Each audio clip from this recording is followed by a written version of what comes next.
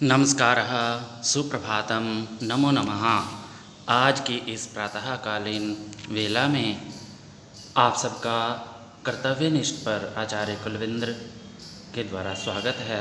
आप अब संस्कृत रुचिरा भाग 3 का कक्षा 8वीं के पाठ 3 को पढ़ने जा रहे हैं, जिसका नाम है डीजी भारतम। तो इसके प्रश्न उत्तरों को हम अब अच्छे से करते हैं कि जिससे हमारा कक्षा का कार्य और अपना दिन का कार्य अच्छा हो। तो सर्वप्रथम हम पहले प्रश्न की ओर आते हैं। तो पाठ 3 डीजी भारतम। तो कहा गया अधोलिखितानां प्रश्नानां उत्तराणि एक पदेन लिखत। नीचे दिए गए प्रश्नों के उत्तर एक पद में, एक शब्द में लिखिए। पहला प्रश्न है कुत्र डिजिटल इंडिया इत्यस्य चर्चा भवति। तो उत्तर होगा संपूर्ण विश्वे।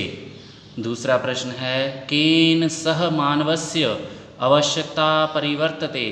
तो उत्तर होगा काल परिवर्तनेन।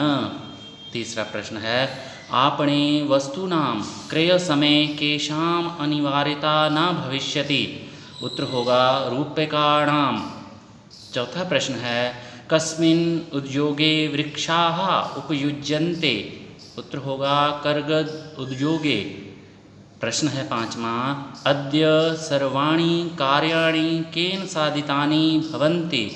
तो उत्तर होगा चल दूरभाष यंत्रेण। पहला प्रश्न आप सबके पूर्ण कर लेने के बाद, इसका उच्चारण कर लेने के बाद अब दूसरे प्रश्न की ओर आते हैं। तो दूसरा प्रश्न डीजी भारतम पाठ का है कि अधोलिखितान प्रश्नान पूर्ण वाक्येन उत्तरतः। नीचे लिखे गए प्रश्नों के उत्तर को पूरे वाक्य में लिखिए। तो पहला प्रश्न है प्राचीन काले विद्या कथम गृह्यते स्म। प्राचीन काले विद्या श्रुति परंपरया गृह्यते स्म। दूसरा प्रश्न है वृक्षाणां कर्तनं कथम न्यूनतां यास्यति। तो उत्तर है संगणकस्य अधिकाधिक प्रयोगेण वृक्षाणां कर्तनं न्यूनतां यास्यति। प्रश्न 3 पे चिकित्सालय कस्य आवश्यकता अद्य न अनुभूयते। तो उत्तर है चिकित्सालय रूप्यकाणां आवश्यकता अद्य न अनुभूयते। प्रश्न 4 वयं कस्यां दिशि अग्रेसरामः।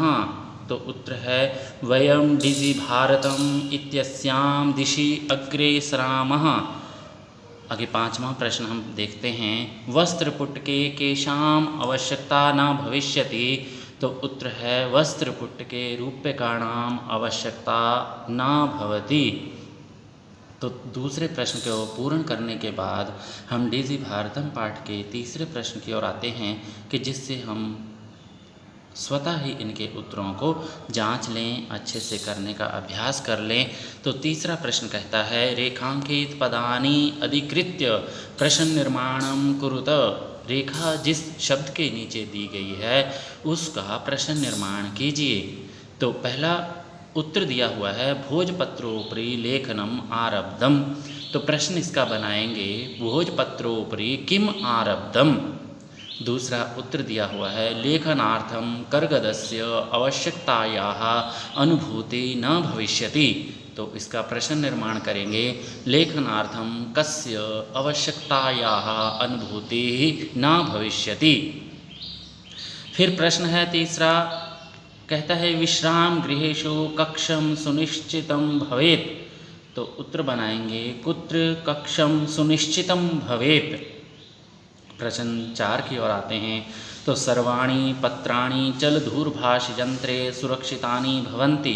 तो उत्तर होगा सर्वाणि पत्राणि कुत्र चल दूरभाष यंत्रे सुरक्षितानि। तो प्रश्न है वयम उपचारार्थम चिकित्सालयं गच्छामः। तो उत्तर होगा वयम किमर्थम चिकित्सालयां गच्छामः।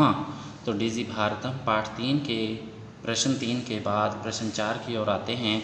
तो यहाँ पे उदाहरण का स्वीकार करके विशेषण विशेष्य का मिलान करना है।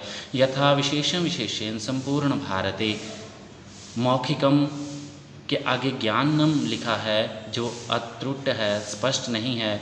मनोगतः उपकारः टंकिता काले महान विनिमयः मुद्राविहीना कार्याणि। इन शब्दों को हम उचित क्रम में लिखेंगे तो आंसर में देखेंगे मौखिकम का होगा ज्ञानम, मनोगते का होगा काले, टंकितानी का होगा आंसर कार्याणि, महान का उत्तर होगा उपकारः और मुद्रा विहीन का उत्तर होगा विनिमयः।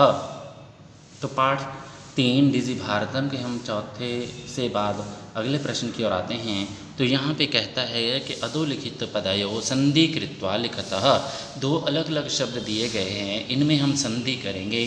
संधि करने के बाद एक नया शब्द बनेगा, वो एक अर्थ वाला होगा, एक मिला हुआ होगा, एक ही शब्द के अंदर दोनों मिल जाएंगे। तो पद प्लस अस्य तो उत्तर होगा पदास्य अस्य। दूसरा है तालपत्र प्लस ओपरी तो उत्तर होगा तालपत्रोपरी। च प्लस आतिष्ठत का होगा चातिष्ठत। कर्गत प्लस उद्योगे का होगा कर्गदोद्योगे। क्रय प्लस अर्थम का होगा क्रयार्थम। इति प्लस अनयोः का होगा इत्यानयोः। उपचार प्लस अर्थम का होगा उपचारार्थम।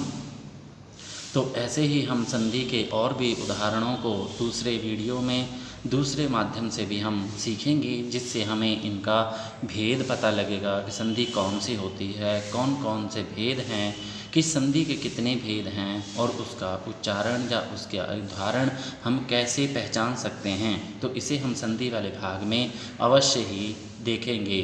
तो पाठ 3 के प्रश्न 6 की ओर आते हैं। तो यहाँ कहता है कि उदाहरणम अनुसृत्य अधोलिखितेन पदेन लघु वाक्य निर्माणम कुरुत। उदाहरण के अनुसार नीचे लिखे गए पद में लघु छोटे वाक्यों का निर्माण करो। तो शब्द दिए हुए हैं, उनका वाक्य का निर्माण करना है। जैसे जिज्ञासा का दिया हुआ है मम मनसि वैज्ञानिका नाम विषय जिज्ञासा भवति। तो आवश्यकता के आगे डैश और सामग्री के आगे भी हमें बनाना है। तो नीचे आंसर में देखेंगे आवश्यकता का बनेगा अद्यतने काले चल दूरवाण्याः आवश्यकता सर्वैरपि अनुभूयते।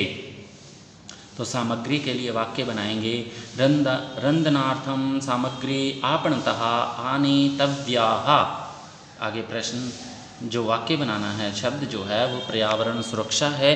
तो सेंटेंस है पर्यावरण सुरक्षायै अस्माभिः जागरूकै भाव्यम। तो शब्द है विश्राम गृहम। इसका वाक्य बनेगा संप्रति विश्राम गृहेषु प्रायशः डेबिट कार्ड माध्यमेन रूप्यकाणि प्रदीयन्ते। तो ऐसे और भी जो शब्द होंगे उनका भी हम ऐसे वाक्य में निर्माण करना सीखेंगे। अभी परीक्षा से संबंधित इन्हीं प्रश्नों का अभ्यास करेंगे, जिससे आपके परीक्षा में उचित व आवश्यक मार्क्स अवश्य आएँ। तो प्रश्न 7 की ओर देखते हैं। डीजी भारतम पाठ 3 के उदाहरण अनुसारम कोष्टक प्रदत्तेषु पदेषु चतुर्थी प्रयुज्य रिक्त स्थान पूर्तिं कुरुत। उदाहरण के अनुसार पीछे दिए गए जो शब्द हैं उनमें चतुर्थी विभक्ति का प्रयोग करते हुए रिक्त स्थानों को फिलिंग इन द ब्लैंक्स को भरना है। जैसे पहला उदाहरण दिया हुआ है भिक्षुकाय धनम ददातु। तो भिक्षुक शब्द लिखा हुआ है, तो भिक्षुक में हमें चतुर्थी विभक्ति लगानी है। तो चतुर्थी में जैसे भिक्षुकाय लगा हुआ है, तो ऐसे ही हमें नीचे दिए गए शब्दों में भी लगानी है। तो पहले डैश दिया पुस्तकम देहि, तो शब्द लिखा छात्रः। तो इसका चतुर्थी एक वचन में बनाएंगे छात्राय पुस्तकम देहि। छात्र के लिए पुस्तक दो। अहम डैश वस्त्राणि ददामि।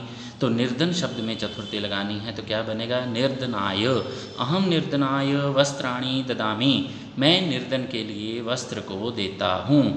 आगे है डैश पठनम रोचते। तो लता शब्द दिया हुआ है, तो लता में चतुर्थी विभक्ति बनेगी लतायै। लतायै पठनम रोचते। आगे है रमेशः डैश अलम।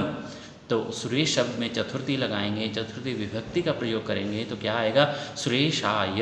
रामेशः सुरेशाय अलम। तो आगे पाँचवा जो लास्ट है उसमें दिया अध्यापकाय नमः। तो अध्यापकाय शब्द में चतुर्थी विभक्ति है। आपकी सुविधा के लिए कुछ उत्तरों को नीचे भी दिखाया गया है जिससे शब्दों का आगे पीछे क्रम ना हो और समय की बचत हो, इसलिए उसी रिक्त स्थानों को ही भर के भी दिखाया गया है जिससे आपका समय उचित हो और आवश्यक पढ़ाई जो है वो आप करते रहें। आज की इस कक्षा में आप सबका पुनः स्वागत। कर्तव्यनिष्ठ पर संस्कृत अध्ययन के लिए आप हमेशा ऐसे वीडियो और भी देखते रहें। अगर अच्छा लगता है तो लाइक और सब्सक्राइब जरूर करें कि जिससे आपको आगामी आने वाले वीडियो भी आपकी परीक्षा से संबंधित आपको मिलते रहें। इति ओम धन्यवाद।